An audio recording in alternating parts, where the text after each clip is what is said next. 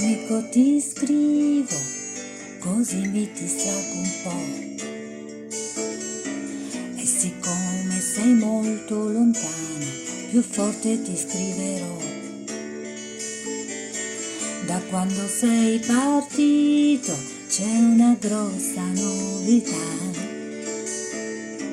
L'anno vecchio è finito ormai, ma qualcosa ancora qui non va.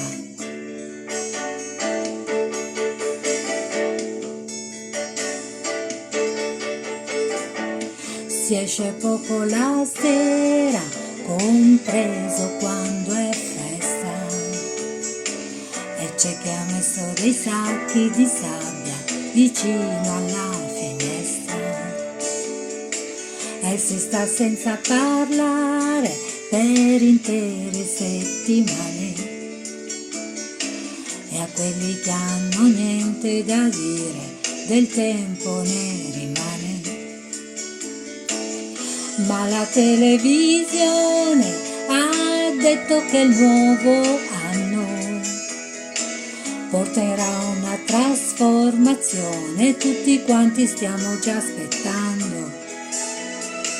Sarà 3 volte Natale e festa tutto il giorno. Ogni Cristo scenderà dalla croce, anche gli uccelli faranno ritorno.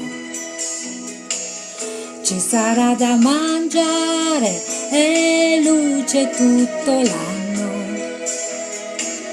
Anche i muti potranno parlare, mentre i sordi già lo fanno.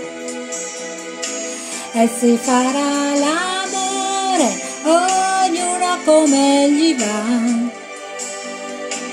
Anche i preti potranno sposarsi, ma soltanto a una certa età. E senza grandi disturbi qualcuno sparirà. Saranno forse troppo furbi e i cretini di ogni età.